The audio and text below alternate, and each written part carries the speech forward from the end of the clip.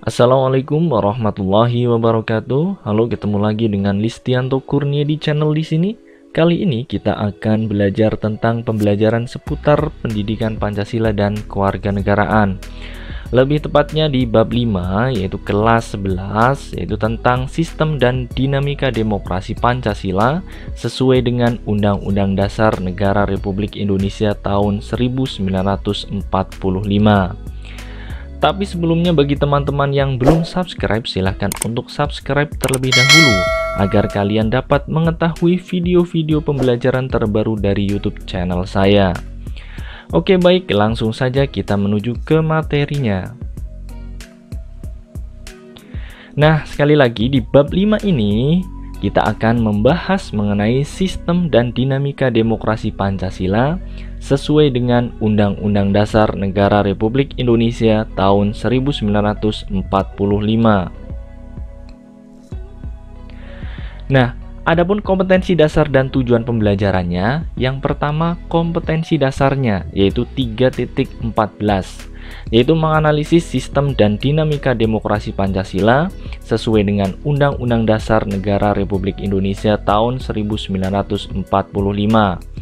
Dan 4.14 yaitu menyaji hasil analisis tentang sistem dan dinamika Pancasila sesuai dengan Undang-Undang Dasar Negara Republik Indonesia tahun 1945.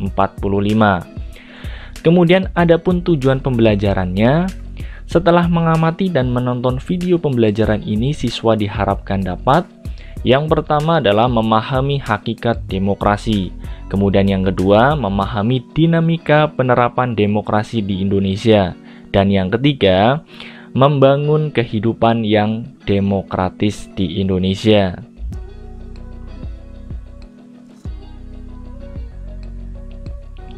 Nah, pada bagian kali ini, kalian akan diajak untuk mendalami materi tentang sistem dan dinamika demokrasi di Indonesia.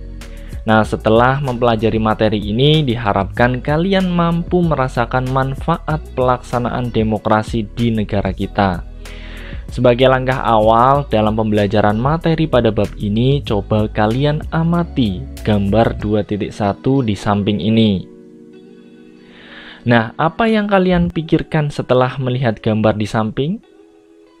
Peristiwa di atas merupakan perwujudan dari sikap demokratis. Bagaimana perwujudan dari sikap tersebut? Mari kita bahas bersama-sama.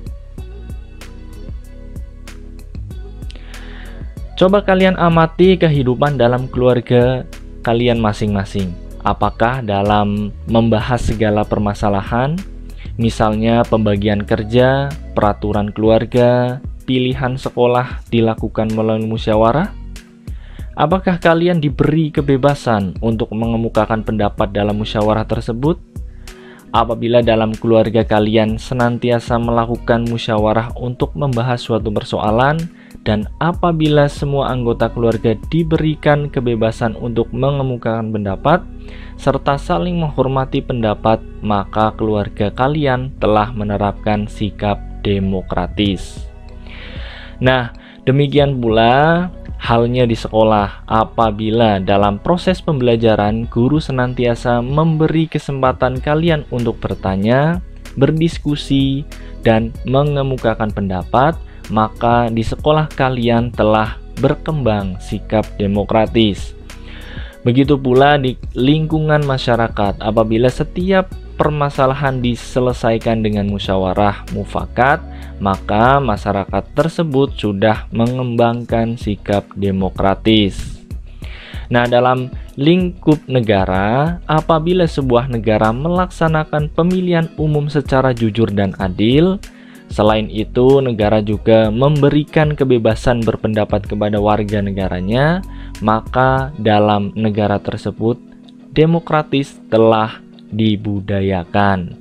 Artinya nilai-nilai demokratis atau demokrasi telah dipahami dan diamalkan dalam kehidupan berbangsa dan bernegara. Nah, kita memasuki yang pertama, yaitu hakikat demokrasi. Yang pertama, hakikat demokrasi. Memahami makna demokrasi sangat penting dilakukan. supaya kalian tidak terjebak kepada penafsiran yang salah dalam mengartikan demokrasi. Jika kalian salah dalam menafsirkan makna demokrasi, maka dalam mewujudkannya pun akan salah. Nah, untuk membantu kalian dalam memahami makna demokrasi dan budaya demokrasi, berikut ini istilah demokrasi yang harus kalian ketahui. Nah, kata demokrasi berasal dari dua kata dalam bahasa Yunani, yaitu demos yang berarti rakyat dan kratos atau kratein yang berarti pemerintahan, sehingga dapat diartikan sebagai pemerintahan rakyat. Kata ini kemudian diserap menjadi salah satu kosakata dalam bahasa Inggris, yaitu demokrasi. Nah, konsep demokrasi menjadi sebuah kata kunci dalam bidang ilmu politik. Hal ini menjadi wajar sebab demokrasi saat ini disebut-sebut sebagai indikator perkembangan politik suatu negara. Nah, kebanyakan orang mungkin sudah terbiasa dengan istilah demokrasi, tapi tidak menutup kemungkinan masih ada yang salah mempersepsikan istilah demokrasi ini.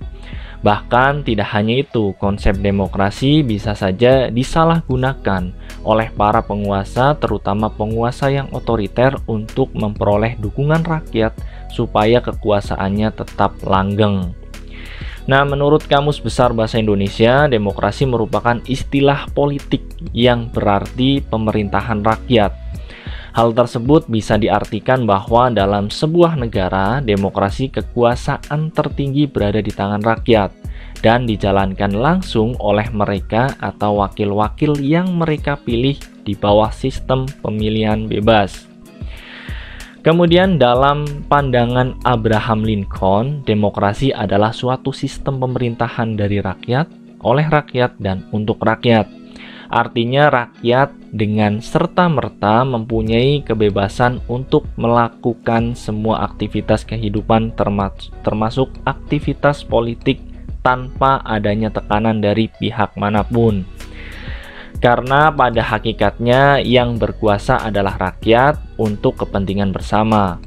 Dengan demikian, sebagai sebuah konsep politik, demokrasi adalah landasan dalam menata sistem pemerintahan negara yang terus berproses ke arah yang lebih baik, di mana dalam proses tersebut rakyat diberi peran penting dalam menentukan atau memutuskan sebagai hal yang menyangkut kehidupan bersama sebagai sebuah bangsa dan negara. Nah, kebebasan dan demokrasi sering dipakai secara timbal balik, tetapi keduanya tidak sama. Sebagai suatu konsep, demokrasi adalah seperangkat gagasan dan prinsip tentang kebebasan yang juga mencakup seperangkat praktek yang terbentuk melalui sejarah panjang dan sering berliku-liku.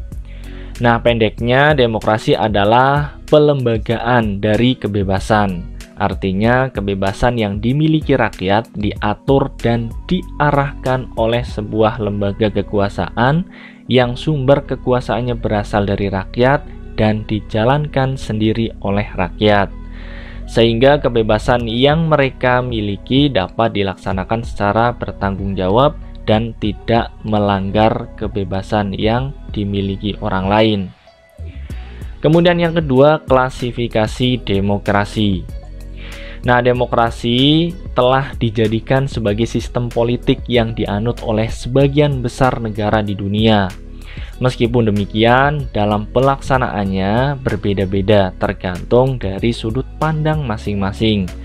Nah, keanekaragaman sudut pandang inilah yang membuat demokrasi dapat dikenal dari berbagai macam bentuk.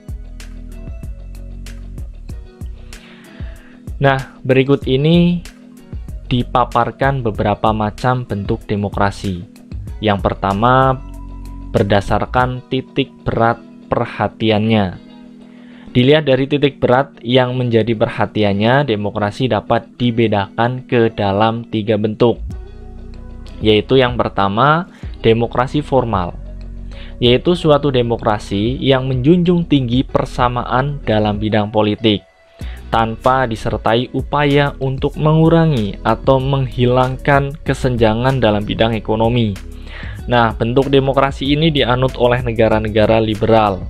Kemudian yang kedua, demokrasi material, yaitu demokrasi yang dititik beratkan pada upaya menghilangkan perbedaan dalam bidang ekonomi, sedangkan persamaan dalam bidang politik kurang diperhatikan, bahkan kadang-kadang dihilangkan. Nah, bentuk demokrasi ini dianut oleh negara-negara komunis. Kemudian yang ketiga, demokrasi gabungan, yaitu bentuk demokrasi yang mengambil kebaikan serta membuang keburukan dari bentuk demokrasi formal dan material. Bentuk demokrasi ini dianut oleh negara-negara non-blok. Kemudian yang kedua, berdasarkan ideologi. Nah, berdasarkan ideologi yang menjadi landasannya, demokrasi dapat dibedakan ke dalam dua bentuk. Yang pertama adalah demokrasi konstitusional atau demokrasi liberal, yaitu demokrasi yang didasarkan pada kebebasan atau individualisme. Nah, ciri khas pemerintahan demokrasi konstitusional adalah kekuasaan pemerintahannya terbatas dan tidak diperkenakan banyak melakukan campur tangan dan bertindak sewenang-wenang terhadap rakyatnya. Kekuasaan pemerintahan dibatasi oleh konstitusi.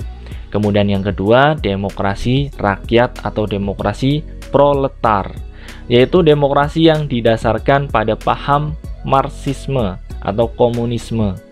Nah, demokrasi rakyat mencita-citakan kehidupan yang tidak mengenal kelas sosial.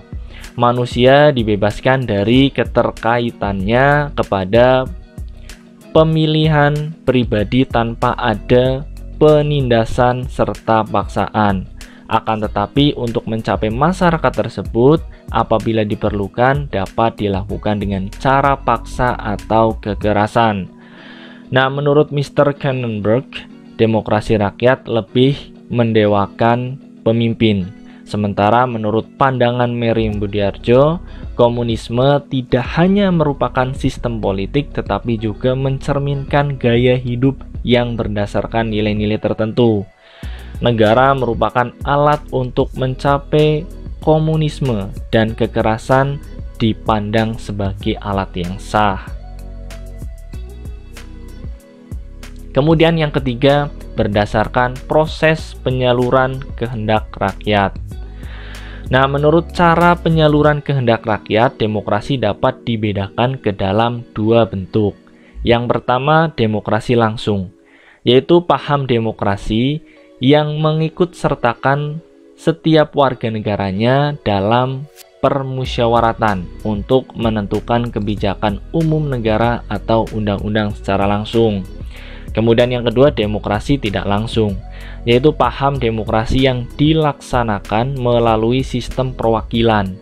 Nah, penerapan demokrasi seperti ini berkaitan dengan kenyataan suatu negara yang jumlah penduduknya semakin banyak, wilayahnya semakin luas, dan permasalahannya yang dihadapinya semakin rumit dan kompleks. Nah, demokrasi tidak langsung atau demokrasi perwakilan biasanya dilaksanakan melalui pemilihan umum. Kemudian yang ketiga, prinsip-prinsip demokrasi.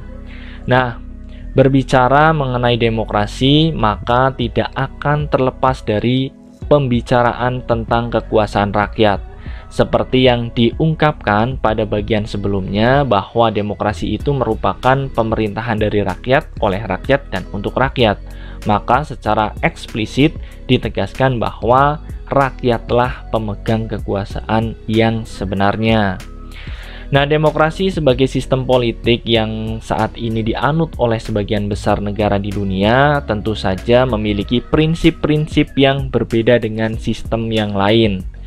Henny B. Mayo, sebagaimana dikutip oleh Merriam Budiarjo dalam bukunya yang berjudul Dasar-Dasar Ilmu Politik, mengungkapkan prinsip dari demokrasi yang akan mewujudkan suatu sistem politik yang demokratis. Adapun prinsip-prinsip tersebut antara lain adalah sebagai berikut. Yang pertama, menyelesaikan perselisihan dengan damai dan secara melembaga. Kemudian yang kedua, menjamin terselenggaranya perubahan secara damai dalam suatu masyarakat yang sedang berubah. Yang ketiga, menyelenggarakan pergantian pimpinan secara teratur. Kemudian yang keempat, membatasi pemakaian kekerasan sampai minimum. Kemudian yang kelima, mengakui serta menganggap wajar adanya keanekaragaman. Kemudian yang terakhir, menjamin tegaknya keadilan. Nah, kemudian menurut Al-Mudi, sebagaimana dikutip oleh Sri Waryan dan Saifullah dalam bukunya yang berjudul Ilmu Kewarganegaraan, suatu negara dapat disebut berbudaya demokrasi apabila memiliki soko guru demokrasi sebagai berikut. Yang pertama, kedaulatan rakyat. Yang kedua, pemerintahan berdasarkan persetujuan dari yang diperintah. Kemudian yang ketiga, kekuasaan mayoritas. Keempat, hak-hak minoritas. Kelima, jaminan hak-hak asasi manusia. Dan yang keenam, pemilihan yang bebas dan jujur. Ketujuh, persamaan di depan hukum. Kemudian ada proses hukum yang wajar. Kemudian pembatasan pemerintahan secara konstitusional. Kemudian ada pluralisme sosial, ekonomi, dan politik. Dan terakhir, nilai-nilai toleransi, pragmatisme, kerjasama, dan mufakat. Nah, prinsip-prinsip demokrasi yang diuraikan di atas sesungguhnya merupakan nilai-nilai yang diperlukan untuk mengembangkan suatu bentuk pemerintahan yang demokratis. Nah, berdasarkan prinsip-prinsip inilah sebuah pemerintahan yang demokratis dapat ditegakkan. Sebaliknya, tanpa prinsip-prinsip tersebut, bentuk pemerintahan yang demokratis akan sulit ditegakkan. Nah, kemudian kita memasuki yang kedua, yaitu dinamika penerapan demokrasi di Indonesia. Yang pertama, prinsip-prinsip demokrasi di Indonesia. Nah, pada bagian sebelumnya, kalian telah mempelajari prinsip-prinsip demokrasi secara umum. Nah, bagaimana dengan prinsip-prinsip demokrasi yang dilaksanakan di Indonesia? Ahmad Sanusi mengutarakan 10 pilar demokrasi konstitusional Indonesia menurut Pancasila dan Undang-Undang Dasar Negara Republik Indonesia tahun 1945, yaitu yang pertama, demokrasi yang berketuhanan yang Maha Esa, artinya seluk-beluk sistem serta perilaku dalam menyelenggarakan kenegaraan Republik Indonesia harus taat asas, konsisten atau sesuai dengan nilai-nilai dan kaidah-kaidah dasar ketuhanan yang Maha Esa.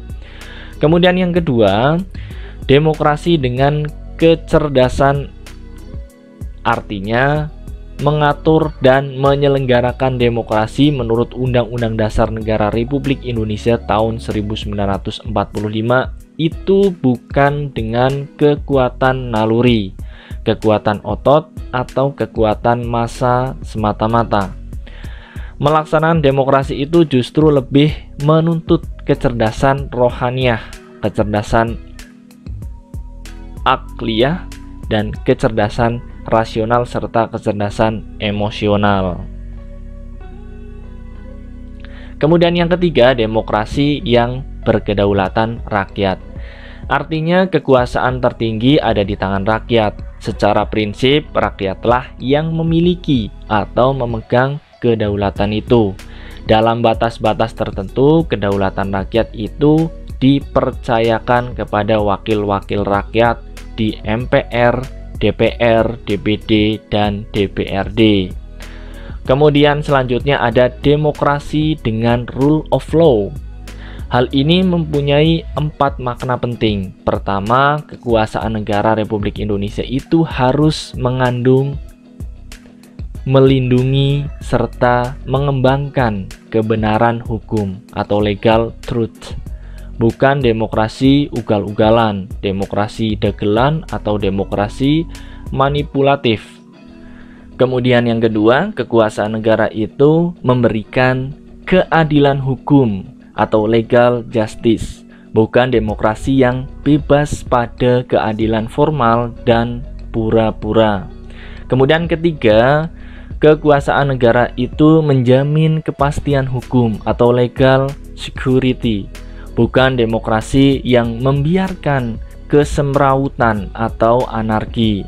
Kemudian keempat, kekuasaan negara itu mengembangkan manfaat atau kepentingan hukum legal interest seperti kedamaian dan pembangunan, bukan demokrasi yang justru mempopulerkan fitnah dan hujatan atau menciptakan perpecahan, permusuhan, dan kerusakan.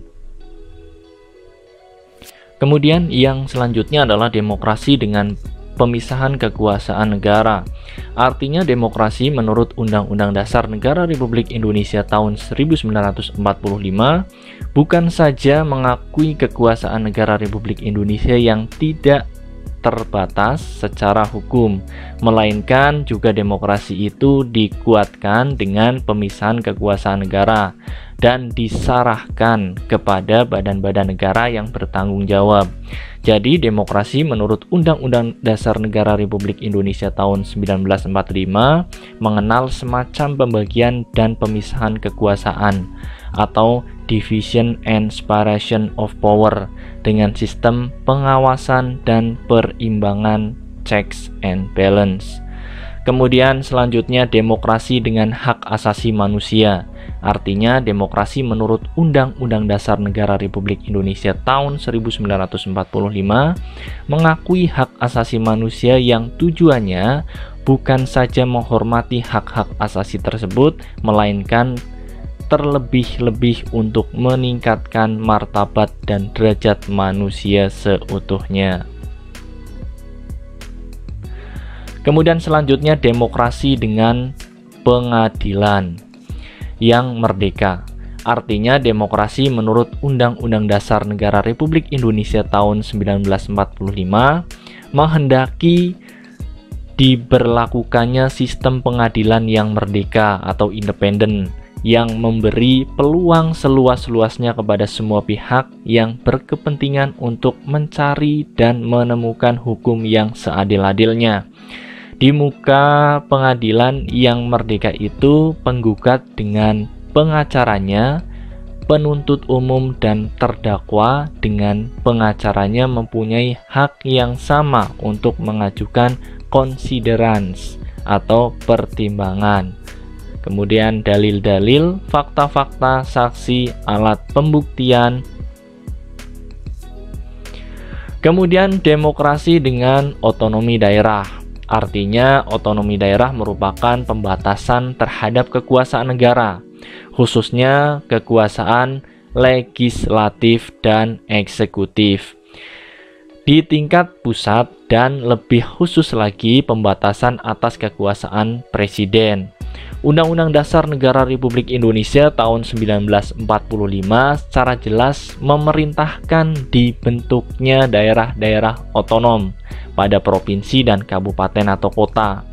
Dengan peraturan pemerintah, daerah-daerah otonom itu dibangun dan disiapkan untuk mampu mengatur dan menyelenggarakan urusan-urusan pemerintahan sebagai urusan rumah tangganya sendiri yang diserahkan oleh pemerintahan pusat kepada pemerintah daerah.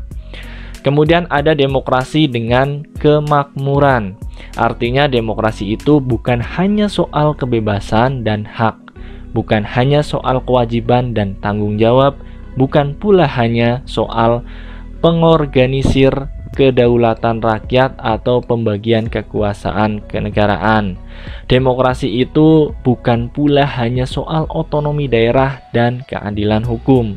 Sebab bersamaan dengan itu semua, demokrasi menurut Undang-Undang Dasar Negara Republik Indonesia tahun 1945 itu ternyata ditujukan untuk membangun negara kemakmuran atau welfare state oleh dan untuk sebesar-besarnya rakyat Indonesia. Kemudian ada demokrasi yang berkeadilan sosial. Artinya demokrasi menurut Undang-Undang Dasar Negara Republik Indonesia tahun 1945 menggariskan keadilan sosial di antara berbagai kelompok, golongan, dan lapisan masyarakat. Tidak ada golongan, lapisan, kelompok, suatu atau organisasi yang jadi anak emas yang diberi berbagai keistimewaan atau hak-hak khusus. Nah, apa sebenarnya yang menjadi karakter utama demokrasi Pancasila? Karakter utama demokrasi Pancasila adalah sila keempat, yaitu kerakyatan yang dipimpin oleh hikmat kebijaksanaan dalam permusyawaratan perwakilan. Dengan kata lain, demokrasi Pancasila mengandung 3 karakter utama, yaitu kerakyatan, permusyawaratan, dan hikmat kebijaksanaan. Nah, 3 karakter tersebut sekaligus berkedudukan sebagai cita-cita luhur penerapan demokrasi di Indonesia. Nah, cita-cita kerakyatan merupakan bentuk penghormatan kepada rakyat Indonesia dengan memberi kesempatan kepada rakyat Indonesia untuk berperan atau terlibat dalam proses pengambilan keputusan yang dilakukan oleh pemerintah. Kemudian cita-cita permusyawaratan memancarkan keinginan untuk mewujudkan negara persatuan yang dapat mengatasi paham perseorangan atau golongan. Sedangkan cita-cita hikmat kebijaksanaan merupakan keinginan bangsa Indonesia bahwa demokrasi yang diterapkan di Indonesia merupakan demokrasi yang didasarkan pada nilai-nilai ketuhanan, peri kemanusiaan, persatuan, permusyawaratan, dan keadilan. Hikmat kebijaksanaan itu adalah perpaduan antara kebenaran yang berasal dari Tuhan dengan pemikiran manusia untuk menambah pemahaman kalian mengenai nilai-nilai yang dikandung demokrasi Pancasila. Demokrasi Pancasila memiliki nilai lebih jika dibandingkan dengan demokrasi di negara lain. Apa nilai lebihnya? Demokrasi Pancasila mengandung beberapa nilai moral yang bersumber dari Pancasila, yaitu yang pertama, persamaan bagi seluruh rakyat Indonesia. Kemudian yang kedua, keseimbangan antara hak dan kewajiban. Kemudian yang ketiga, pelaksanaan kebebasan yang bertanggung jawab secara moral kepada Tuhan Yang Maha Esa, diri sendiri, dan orang lain. Kemudian mewujudkan rasa keadilan sosial, kemudian pengambilan keputusan dengan musyawarah mufakat, kemudian mengutamakan persatuan nasional dan kekeluargaan, dan yang terakhir menjunjung tinggi tujuan dan cita-cita nasional. Nah, demikianlah beberapa nilai lebih Pancasila yang merupakan corak khas budaya demokrasi di Indonesia. Pelaksanaannya bagaimana? Tentunya berpulang kepada kemauan kita sendiri. Apakah kita mempunyai kemauan untuk melaksanakannya dalam menyelesaikan suatu persoalan atau tidak? Kemudian yang kedua, periodisasi perkembangan demokrasi di Indonesia. Nah, pada bagian sebelumnya telah dibahas secara singkat karakteristik demokrasi di Indonesia. Hal ini secara otomatis akan memunculkan suatu anggapan dalam benak kita bahwa negara kita adalah negara demokrasi. Akan tetapi muncul suatu pernyataan atau pertanyaan, apakah benar negara kita adalah negara demokratis atau demokrasi? Untuk menjawab pertanyaan tersebut, kita dapat menggunakan sudut pandang normatif dan empirik. Nah, dalam sudut pandang normatif, demokrasi merupakan suatu yang secara ideal hendak dilakukan atau diselenggarakan oleh sebuah negara. Seperti misalnya kita mengenal ungkapan pemerintahan dari rakyat, oleh rakyat, dan untuk rakyat. Ungkapan normatif tersebut biasanya diterjemahkan dalam konstitusi pada masing-masing negara. Misalnya dalam Undang-Undang Dasar 1945 bagi pemerintah Republik Indonesia. Apakah secara normatif negara kita sudah memenuhi kriteria sebagai negara demokrasi? Jawabannya tentu saja sudah. Dalam perjalanan sejarah ketatanegaraan negara kita, semua konstitusi yang pernah berlaku menganut prinsip demokrasi. Hal ini dapat dilihat misalnya yang pertama dalam pasal 1 ayat 2 Undang-Undang Dasar 1945 sebelum diamandemen berbunyi kedaulatan adalah di tangan rakyat dan dilakukan oleh Majelis Permusyawaratan Rakyat. Kemudian yang kedua, dalam pasal 1 ayat 2 Undang-Undang Negara Republik Indonesia tahun 1945 setelah diamandemen berbunyi kedaulatan berada di tangan rakyat dan dilaksanakan menurut Undang-Undang Dasar. Kemudian yang ketiga, dalam Konstitusi Republik Indonesia Serikat pasal 1 ayat 1 berbunyi, Republik Indonesia Serikat yang merdeka dan berdaulat ialah suatu negara hukum yang demokrasi dan berbentuk federasi. Kemudian ayat 2 berbunyi, kekuasaan kedaulatan Republik Indonesia Serikat dilakukan oleh pemerintah bersama-sama Dewan Perwakilan Rakyat dan Senat. Kemudian dalam Undang-Undang Dasar Sementara 1950 Pasal 1 ayat 1 berbunyi, Republik Indonesia yang merdeka dan berdaulat ialah suatu negara hukum yang demokratis dan berbentuk kesatuan. Kemudian ayat 2 berbunyi, kedaulatan Republik Indonesia adalah di tangan rakyat dan dilakukan oleh pemerintah bersama-sama dengan Dewan Perwakilan Rakyat. Nah, dari keempat konstitusi tersebut, kita dapat melihat secara jelas bahwa sejarah normatif Indonesia adalah negara demokrasi. Akan tetapi yang menjadi persoalan, apakah konstitusi tersebut melahirkan suatu sistem yang demokratis?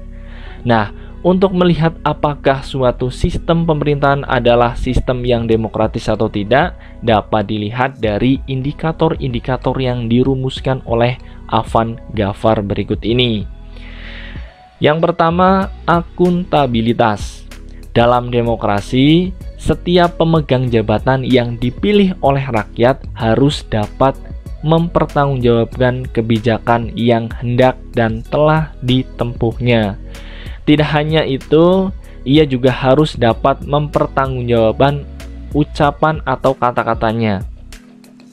Serta yang tidak kalah pentingnya adalah perilaku dalam kehidupan yang pernah, sedang, bahkan yang akan dijalankannya. Pertanggungjawaban itu tidak hanya menyangkut dirinya, tetapi juga menyangkut keluarganya dalam arti luas, yaitu perilaku anak dan istrinya.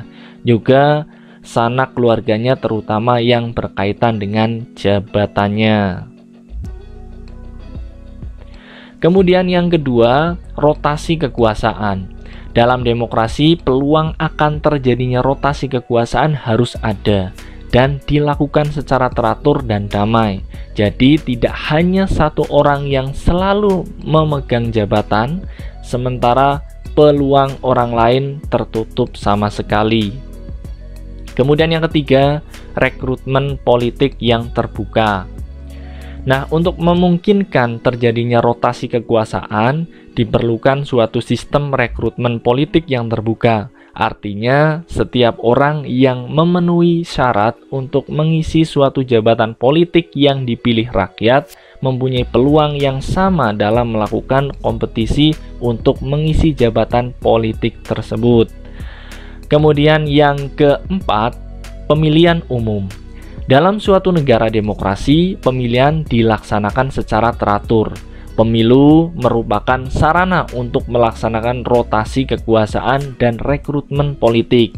Setiap warga negara yang sudah dewasa mempunyai hak untuk memilih dan dipilih dan bebas menggunakan haknya tersebut sesuai dengan kehendak hati nuraninya. Dia bebas untuk menentukan partai atau calon mana yang akan didukungnya tanpa ada rasa takut atau paksaan dari orang lain. Pemilih juga bebas mengikuti segala macam aktivitas pemilihan seperti kampanye dan menyaksikan penghitungan suara.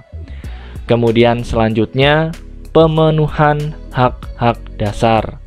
Dalam suatu negara yang demokratis, setiap warga negara dapat menikmati hak-hak dasar mereka secara bebas, termasuk di dalamnya hak untuk menyatakan pendapat, hak untuk berkumpul dan berserikat, serta hak untuk menikmati pers yang bebas.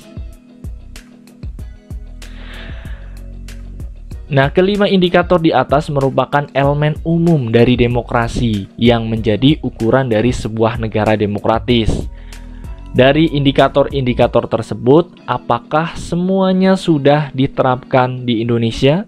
Untuk menjawab pertanyaan tersebut, kita bisa melihatnya dari alur sejarah politik di Indonesia, yaitu pada pemerintahan masa revolusi kemerdekaan Indonesia, pemerintah parlementer, pemerintahan demokrasi terpimpin, pemerintahan Orde Baru, dan pemerintahan Orde Reformasi. Mengapa demikian? Karena pada masa-masa tersebut demokrasi sebagai sistem pemerintahan Republik Indonesia mengalami perkembangan yang fluktuatif. Dengan berdasarkan pada indikator-indikator yang disebutkan di atas, berikut ini dipaparkan perkembangan demokrasi pada masa-masa tersebut, sehingga pada akhirnya kita dapat menjawab sendiri pertanyaan apakah Indonesia negara demokratis atau bukan. Nah, yang pertama, pelaksanaan demokrasi di Indonesia pada periode 1945 sampai 1949. Nah, kalau kita mengikuti risalah sidang Badan Penyelidik Usaha Persiapan Kemerdekaan Indonesia, maka kita akan melihat begitu besarnya komitmen para pendiri bangsa ini untuk mewujudkan demokrasi politik di Indonesia. Muhammad Yamin dengan beraninya memasukkan asas pri-kerakyatan dalam usulan dasar negara Indonesia Merdeka. Dan Insinyur Soekarno dengan penuh keyakinan memasukkan asas mufakat atau demokrasi dalam usulannya tentang dasar negara Indonesia Merdeka yang kemudian diberi nama Pancasila. Keyakinan mereka yang sangat besar tersebut timbul karena dipengaruhi oleh latar belakang pendidikan mereka. Mereka percaya bahwa demokrasi bukan merupakan suatu yang hanya terbatas pada komitmen, tetapi juga merupakan sesuatu yang perlu diwujudkan.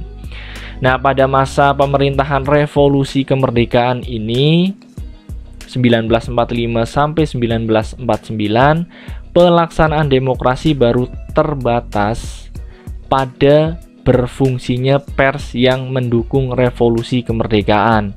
Sedangkan elemen-elemen demokrasi yang lain belum sepenuhnya terwujud karena situasi dan kondisi yang tidak memungkinkan.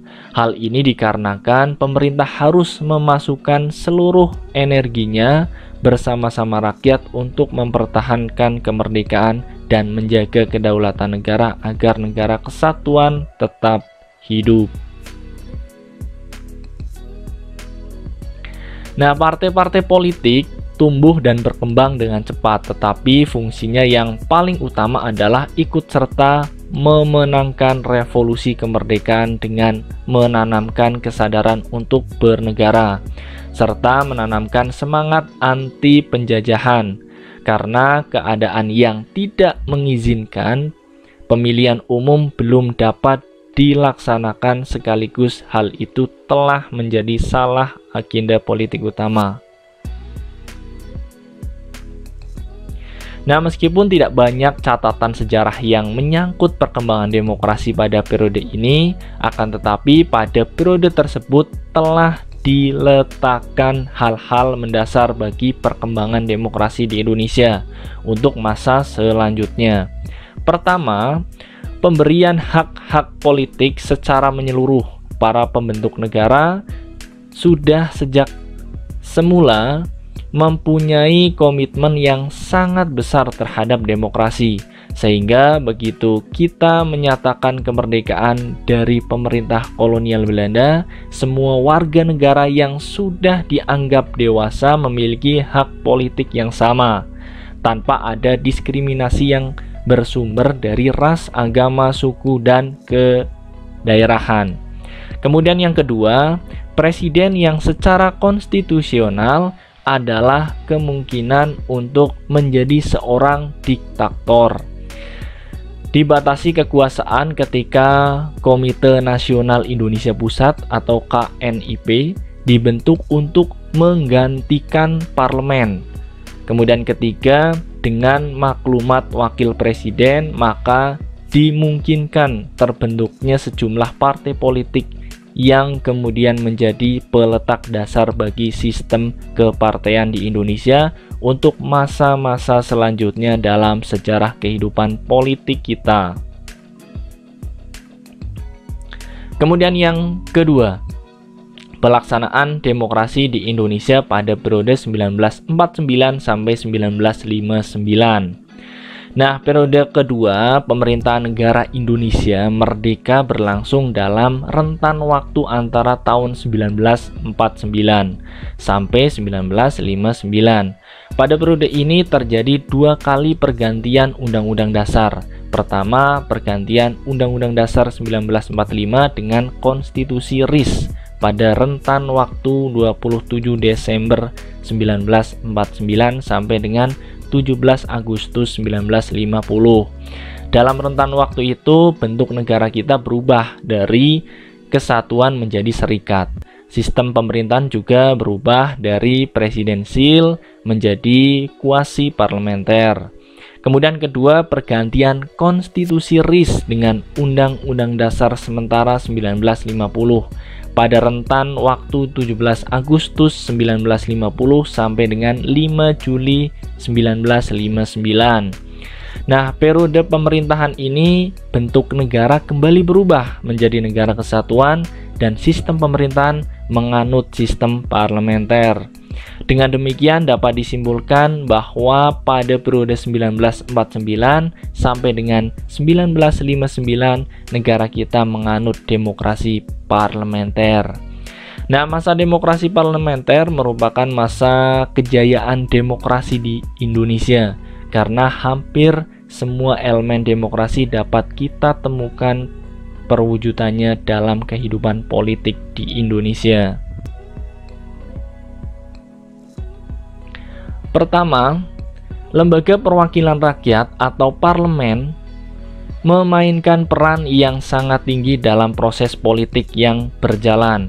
Perwujudan kekuasaan parlemen ini diperlihatkan dengan adanya sejumlah mosi tidak percaya kepada pihak pemerintah yang mengakibatkan kabinet harus meletakkan jabatannya. Meskipun pemerintahannya baru berjalan beberapa bulan, seperti yang terjadi pada Insinyur Juanda Kartawijaya yang diberhentikan dengan mosi tidak percaya dari parlemen. Kemudian yang kedua, akuntabilitas atau pertanggungjawaban. Pemegang jabatan dan politisi pada umumnya sangat tinggi. Hal ini dapat terjadi karena berfungsinya parlemen dan juga sejumlah media massa sebagai alat kontrol sosial.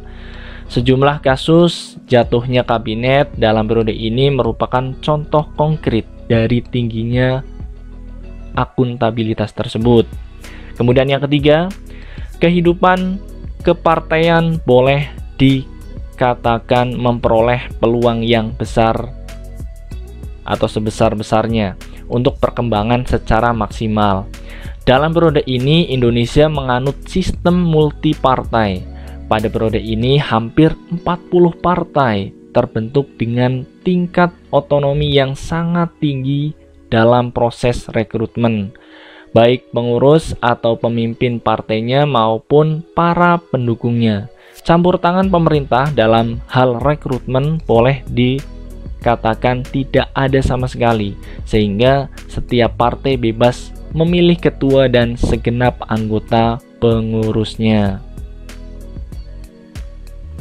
Kemudian keempat, sekalipun pemilihan umum hanya dilakukan satu kali, yaitu pada 1955, tetapi pemilihan umum tersebut benar-benar dilaksanakan dengan prinsip demokrasi.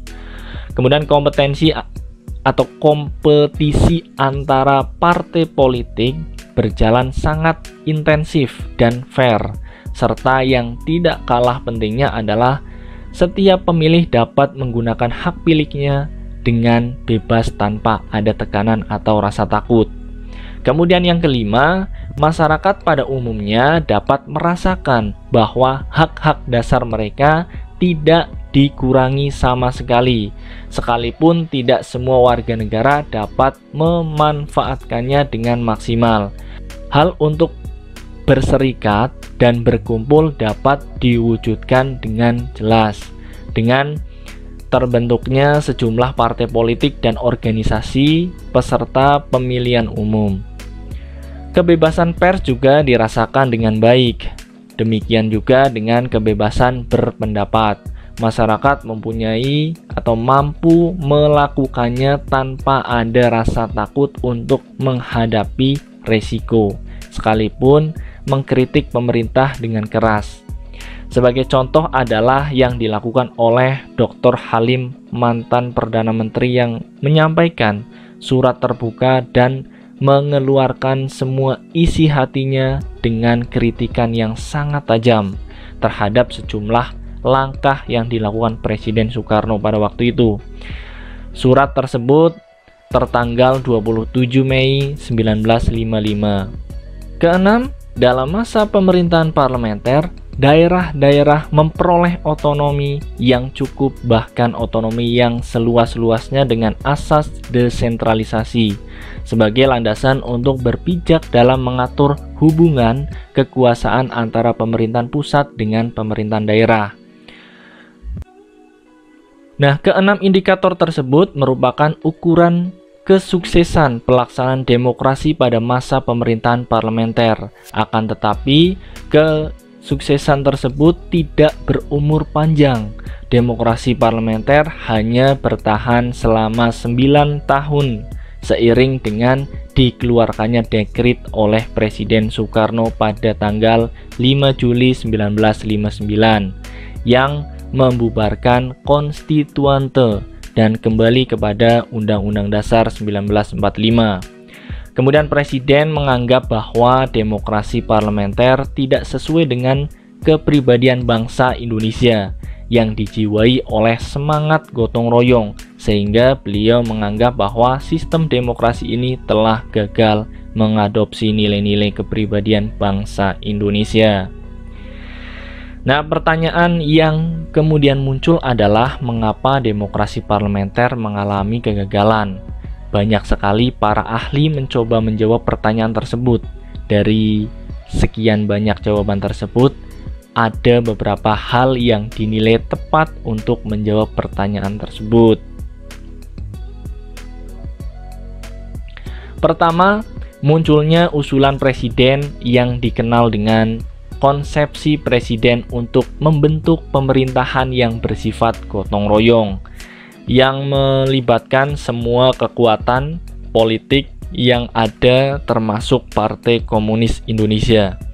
Melalui konsepsi ini, presiden membentuk Dewan Nasional yang melibatkan semua organisasi politik dan organisasi kemasyarakatan. Konsepsi presiden dan Dewan Nasional ini mendapatkan tantangan yang sangat kuat dari sejumlah partai politik, terutama Masyumi dan PSI. Mereka menganggap bahwa pembentukan Dewan Nasional merupakan pelanggaran yang sangat fundamental terhadap konstitusi negara, karena lembaga tersebut tidak dikenal dalam konstitusi. Kemudian yang kedua, Dewan Konstituante mengalami jalan buntu untuk mencapai kesepakatan merumuskan ideologi nasional karena tidak tercapainya titik temu antara dua kubu politik, yaitu kelompok yang menginginkan Islam sebagai ideologi negara dan kelompok lain yang menginginkan Pancasila sebagai ideologi negara. Nah, ketika voting dilakukan, ternyata suara mayoritas yang diperlukan tidak pernah tercapai.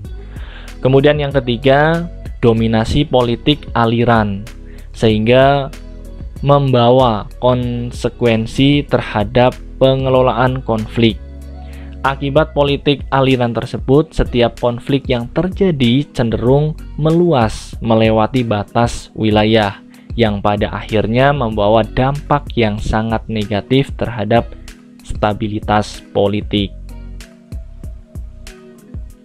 Kemudian keempat, basis sosial ekonomi yang masih sangat lemah.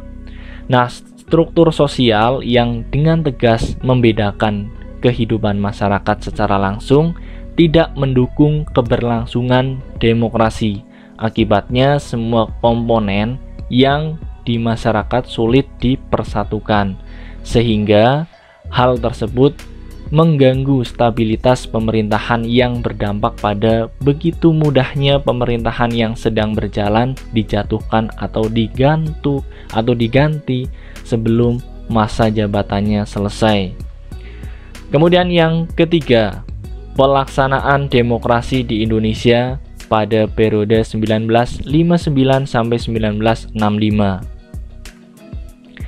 Nah, kinerja Dewan Konstituante yang berlarut-larut membawa Indonesia ke dalam persoalan politik yang sangat pelik, negara dilengkapi oleh kondisi yang serba tidak pasti karena landasan konstitusional tidak mempunyai kekuatan hukum yang tetap karena hanya bersifat sementara. Selain itu juga, situasi seperti ini memberi pengaruh yang besar terhadap situasi keamanan nasional yang sudah membahayakan persatuan dan kesatuan nasional. Nah, Presiden Soekarno sebagai kepala negara melihat situasi ini sangat membahayakan bila terus dibiarkan. Oleh karena itu, untuk mengeluarkan bangsa ini dari persoalan yang teramat pelik ini, Presiden Soekarno suatu dekret pada tanggal 5 Juli 1959 yang selanjutnya dikenal dengan sebutan Dekret Presiden 5 Juli 1945. Dalam dekret tersebut, Presiden menyatakan membubarkan Dewan Konstituante dan kembali kepada Undang-Undang Dasar 1945. Dekret Presiden tersebut mengakhiri era demokrasi parlementer yang kemudian membawa dampak yang sangat besar dalam kehidupan politik nasional. Era baru demokrasi dan pemerintahan Indonesia mulai dimasuki, yaitu suatu konsep demokrasi yang oleh Presiden Soekarno disebut sebagai demokrasi terpimpin. Maksud konsep terpimpin ini dalam pandangan Presiden Soekarno adalah dipimpin oleh hikmat kebijaksanaan dalam permusyawaratan dan perwakilan. Nah, demokrasi terpimpin merupakan pembalikan total dari proses politik yang berjalan pada masa demokrasi parlementer. Apa yang disebut dengan demokrasi tidak lain merupakan perwujudan hendak atau kehendak presiden dalam rangka menempatkan dirinya sebagai satu-satunya institusi yang paling berkuasa di Indonesia. Adapun karakteristik yang utama dari perpolitikan pada era demokrasi terpimpin adalah yang pertama, mengaburnya sistem kepartaian.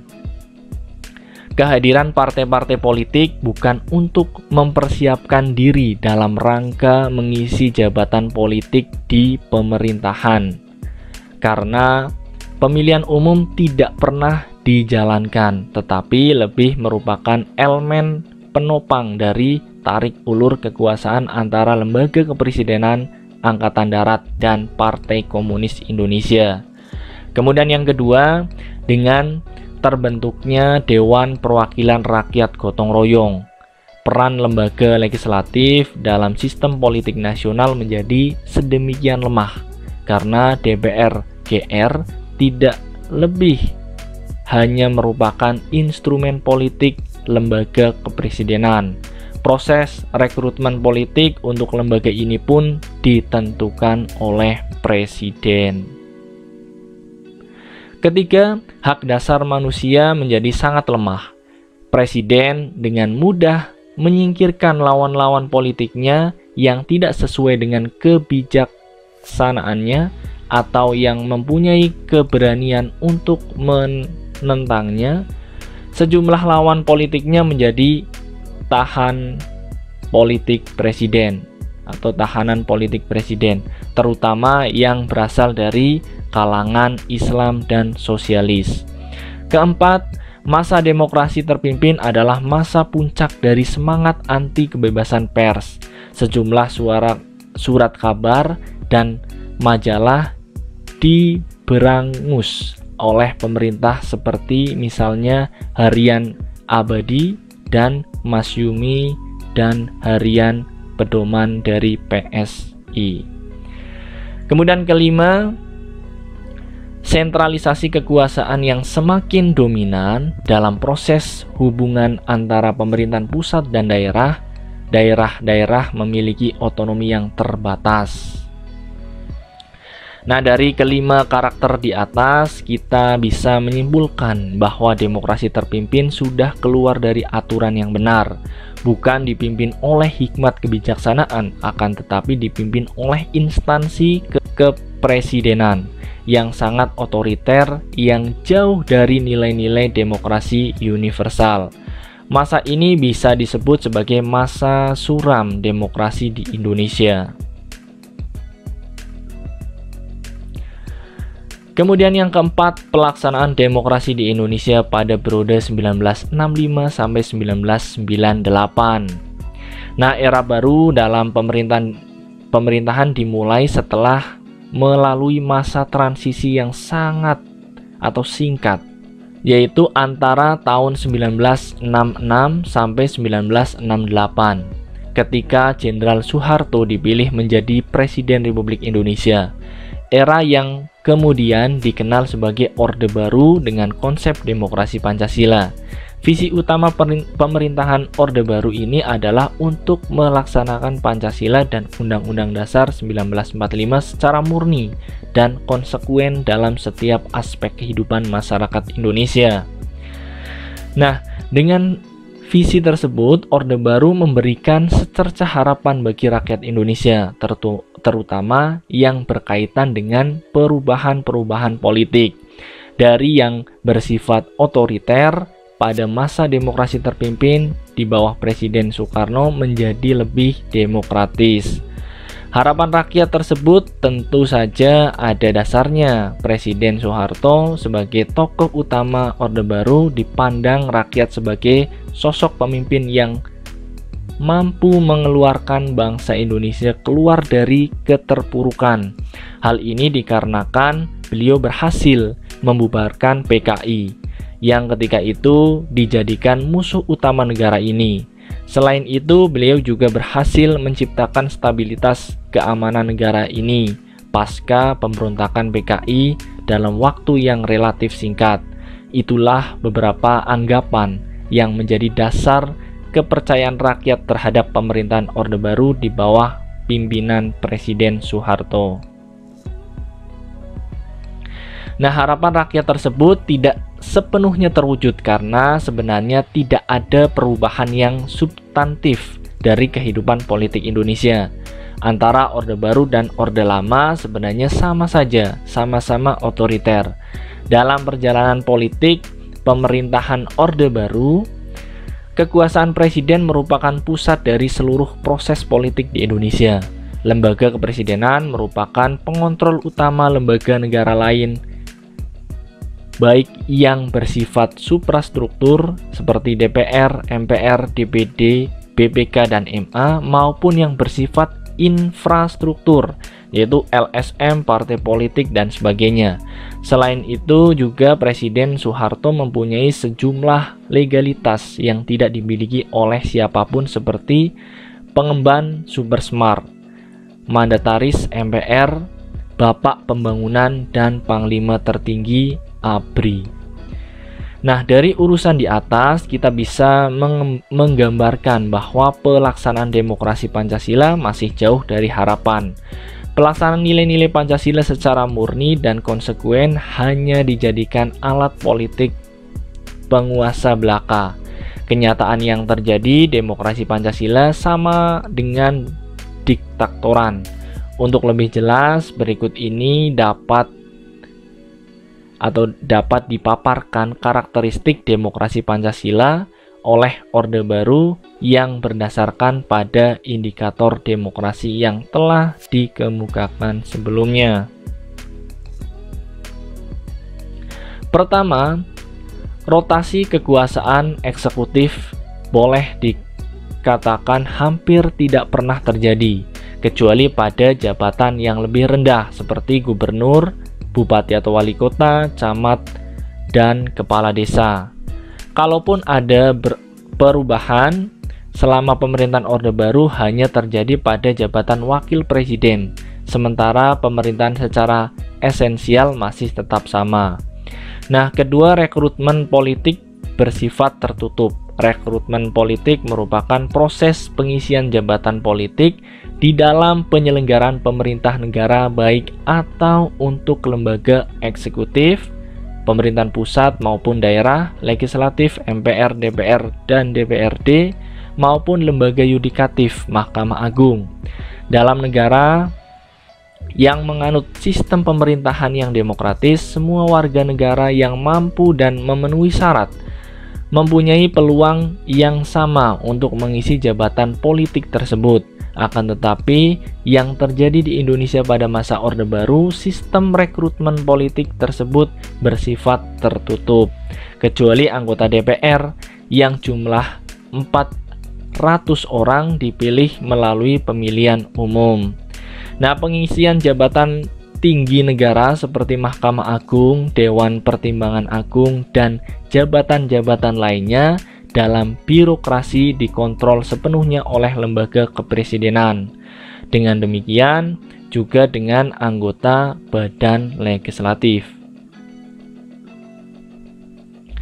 Nah, anggota DPR sejumlah 100 orang dipilih melalui proses pengangkatan dengan surat keputusan presiden. Sementara itu, dalam kaitannya dengan rekrutmen politik lokal seperti gubernur dan bupati atau wakil wali kota, masyarakat di daerah tidak mempunyai peluang untuk ikut menentukan pemimpin mereka karena kata akhir tentang siapa yang akan menjadi atau menjabat diputuskan oleh presiden.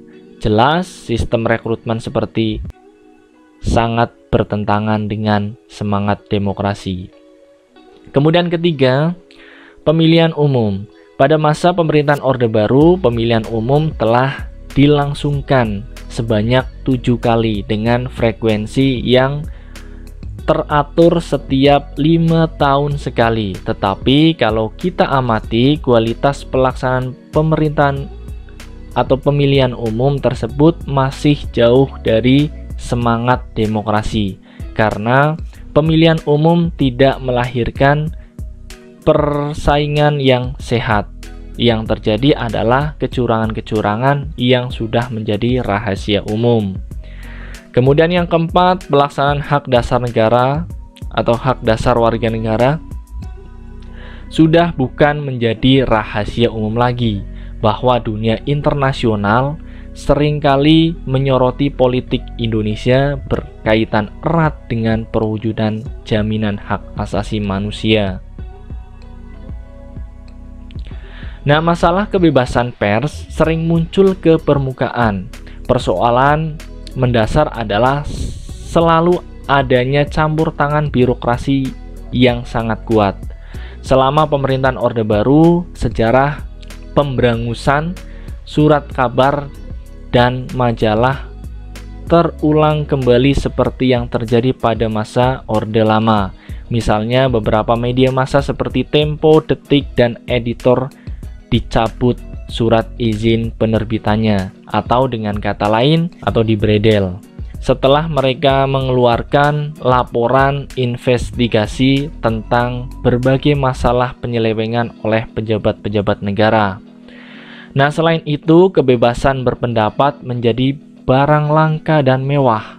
Pemerintah melalui kepanjangan tangan aparat keamanan memberikan ruang yang terbatas kepada masyarakat untuk atau berpendapat. Pemberlakuan undang-undang subversif, pembuatan posisi pemerintahan kuat karena tidak ada kontrol dari rakyat. Rakyat menjadi takut untuk berpendapat mengenai kebijakan yang diambil oleh pemerintah. Tidak jarang pemerintah memenjarakan dan mencekal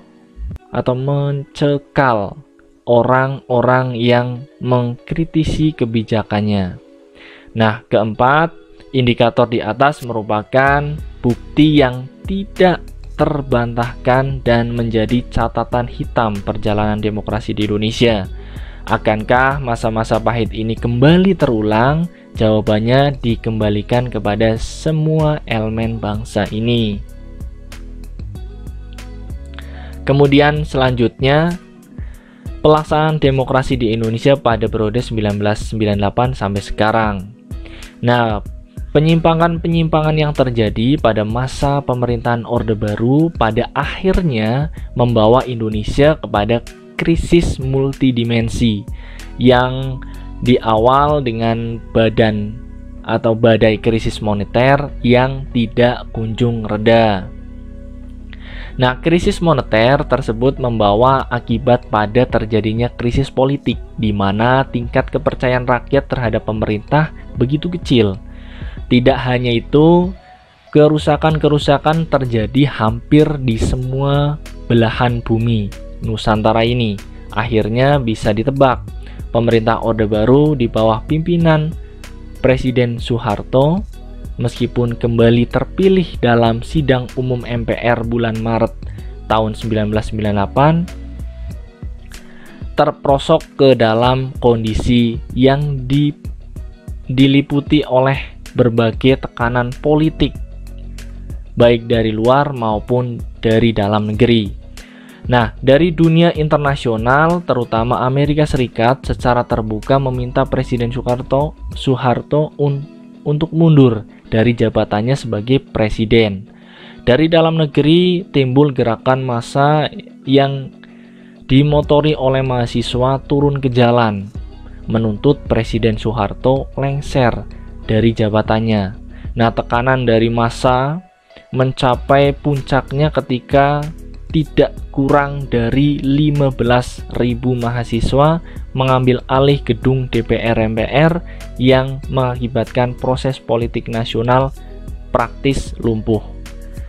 Sekalipun pada saat-saat akhir Presiden Soeharto ingin menyelamatkan kursi kepresidenannya dengan menawarkan berbagai langkah, antara lain reshuffle atau perombakan atau kabinet, dan membentuk Dewan Reformasi. Akan tetapi Presiden Soeharto tidak punya pilihan lain kecuali mundur dari jabatannya.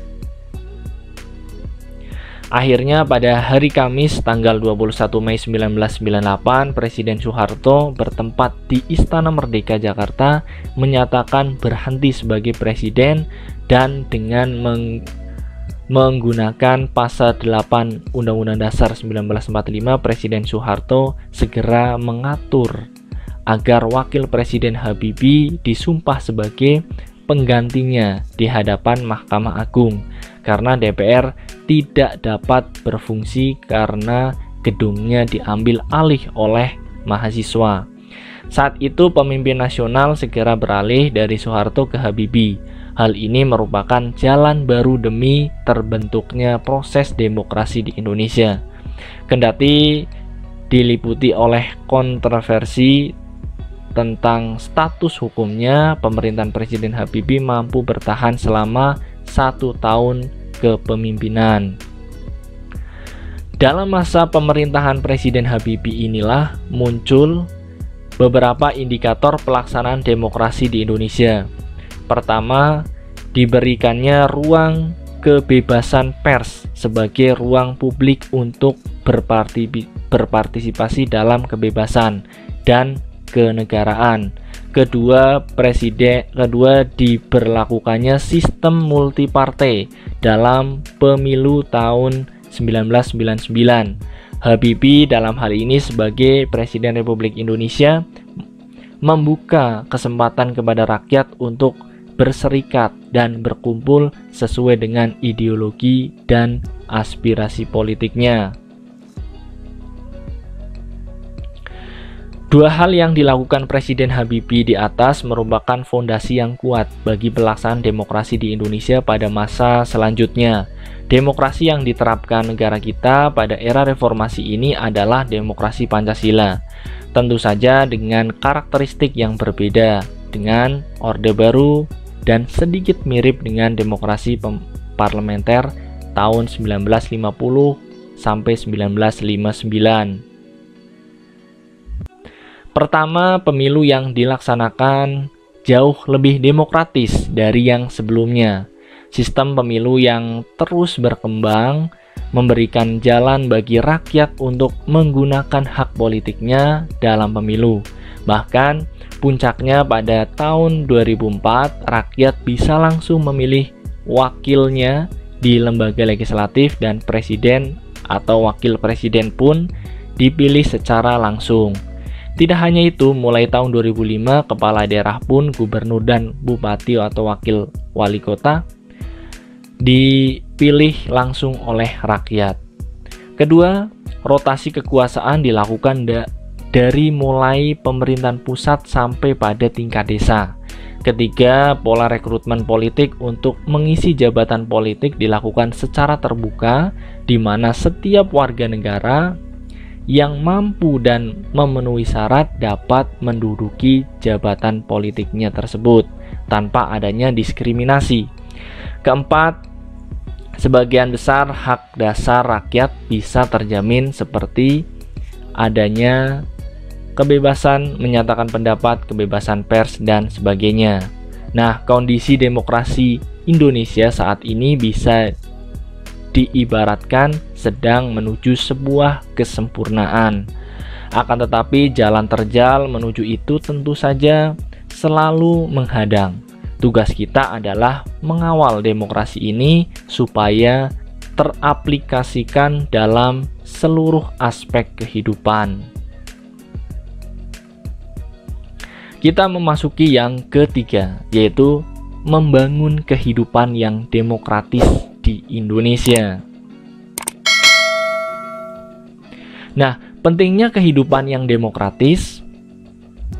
Yang pertama, setelah kalian membaca dan memahami uraian materi sebelumnya, coba kalian pikirkan apakah negara kita merupakan negara yang demokratis?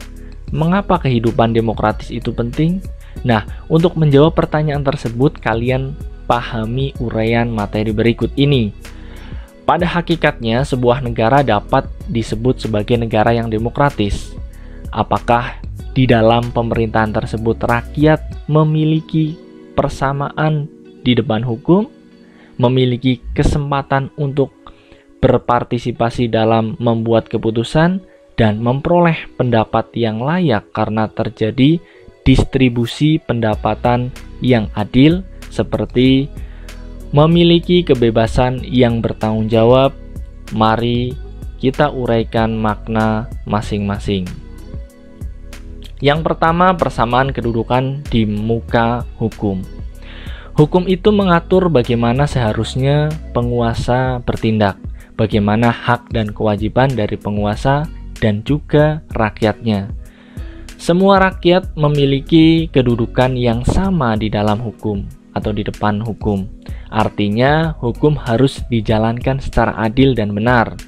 Hukum tidak boleh pandang bulu. Siapa saja yang bersalah dihukum sesuai ketentuan yang berlaku. Untuk menciptakan hal tersebut harus ditunjang dengan adanya aparat penegak hukum yang tegas dan bijaksana, bebas dan pengaruh pemerintah yang berkuasa, dan berani menghukum siapa saja yang bersalah. Kemudian yang kedua, partisipasi dalam pembuatan keputusan. Dalam negara yang menganut sistem politik demokrasi, kekuasaan tertinggi berada di tangan rakyat, dan pemerintah dijalankan berdasarkan kehendak rakyat.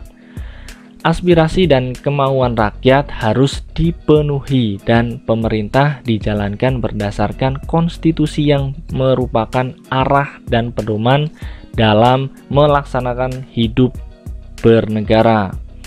Nah, para pembuat kebijakan memperhatikan seluruh aspirasi rakyat yang berkembang.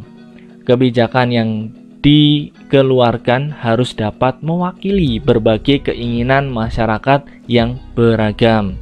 Sebagai contoh, ketika rakyat berkeinginan kuat untuk menyampaikan pendapat di muka umum, maka pemerintah DPR menetapkan undang-undang yang mengatur penyampaian pendapat di muka umum. Kemudian yang ketiga, distribusi pendapatan secara adil. Dalam negara demokratis atau demokrasi, semua bidang dijalankan dengan berdasarkan prinsip keadilan termasuk di dalam bidang ekonomi. Semua warga negara berhak memperoleh pendapatan yang layak. Pemerintahan wajib memberikan bantuan kepada fakir dan miskin yang berpendapatan rendah. Akhir-akhir ini pemerintah menjalankan program pemberian bantuan tunai langsung. Hal tersebut dilakukan dalam upaya membantu langsung para fakir miskin. Pada kesempatan lain, pemerintah terus giat membuka lapangan kerja agar masyarakat bisa memperoleh penghasilan. Dengan program-program tersebut diharapkan terjadi distribusi pendapatan yang adil antara warga negara Indonesia. Kemudian yang keempat, kebebasan yang bertanggung jawab. Dalam sebuah negara yang demokratis terdapat 4 kebebasan yang sangat penting, yaitu kebebasan beragama, kebebasan pers, kebebasan mengeluarkan pendapat, dan kebebasan berkumpul. 4 kebebasan ini merupakan hak asasi manusia yang harus dijamin keberadaannya oleh negara. Akan tetapi dalam pelaksanaannya mesti bertanggung jawab. Artinya kebebasan yang dimiliki oleh setiap warga negara tidak boleh bertentangan dengan norma-norma yang berlaku. Dengan kata lain, kebebasan yang dikembangkan adalah kebebasan yang tak terbatas, yaitu kebebasan yang dibatasi oleh aturan dan kebebasan yang dimiliki orang lain. Setelah kalian memahami karakteristik negara yang demokratis, coba kalian bayangkan jika kalian tidak diperlakukan sama di depan hukum, maka kalian tentunya merasa diperlakukan tidak adil dan kepercayaan kalian terhadap lembaga-lembaga peradilan menjadi menurun atau bahkan tidak ada. Bayangkan pula apabila masyarakat tidak diberi kesempatan yang sama untuk mencari pekerjaan dan memperoleh penghidupan yang layak, maka masyarakat banyak yang menganggur, fakir miskin bertambah banyak jumlahnya dan semakin terlantar kehidupannya. Demikian pula halnya dalam kehidupan sehari-hari di keluarga, sekolah, dan masyarakat. Apa yang kalian rasakan seandainya kalian tidak diberi kesempatan berbicara di depan orang tuamu, sehingga segala sesuatu aturan keluarga harus kalian ikuti tanpa dimusyawaratkan terlebih dahulu. Jika di kelas kalian guru tidak memberi kesempatan untuk bertanya, mengemukakan pendapat, berdiskusi, maka pemahaman kalian terhadap pelajaran menjadi kurang optimal. Dalam masyarakat, apapun penyelesaian perkara tidak melalui musyawarah, maka akan terjadi main hakim sendiri dan pengambilan kebijakan yang sewenang-wenang. Akibatnya, suasana di lingkungan masyarakat menjadi tidak nyaman dan tidak aman. Nah, dalam lingkungan kehidupan berbangsa dan bernegara, seandainya tidak ada pemilihan umum untuk memilih presiden dan wakil presiden, maka tentu saja tidak akan terwujud kebebasan warga negara untuk memilih pemimpinnya. Bayangkan pula seandainya warga negara tidak diberi kesempatan untuk berpartisipasi dalam pembuatan kebijakan pemerintah, maka kebijakan yang dibuat pemerintah kecenderungannya akan sewenang-wenang. Artinya, kebijakan tersebut tidak sesuai dengan aspirasi warga negara. Nah, berdasarkan uraian di atas dapat dipahami bahwa kehidupan demokratis penting dikembangkan dalam berbagai kehidupan, karena seandainya kehidupan yang demokratis tidak terlaksana, maka asas kedaulatan rakyat tidak berjalan. Tidak ada jaminan hak-hak asasi manusia, tidak ada persamaan di depan hukum. Jika demikian, tampaknya kita akan semakin jauh dari tujuan mewujudkan masyarakat adil dan makmur berdasarkan Pancasila. Kemudian yang kedua, perilaku yang mendukung tegaknya nilai-nilai demokrasi. Nah, demokrasi tidak mungkin terwujud jika tidak didukung oleh masyarakatnya. Pada dasarnya, timbulnya budaya demokrasi disebutkan karena rakyat tidak senang adanya tindakan yang sewenang-wenang baik dari pihak penguasa maupun dari rakyat sendiri. Oleh karena itu, kehidupan yang demokratis hanya mungkin dapat terwujud ketika rakyat menginginkan terwujudnya kehidupan tersebut. Nah, bagaimana cara supaya kita dapat menjalankan kehidupan yang demokratis?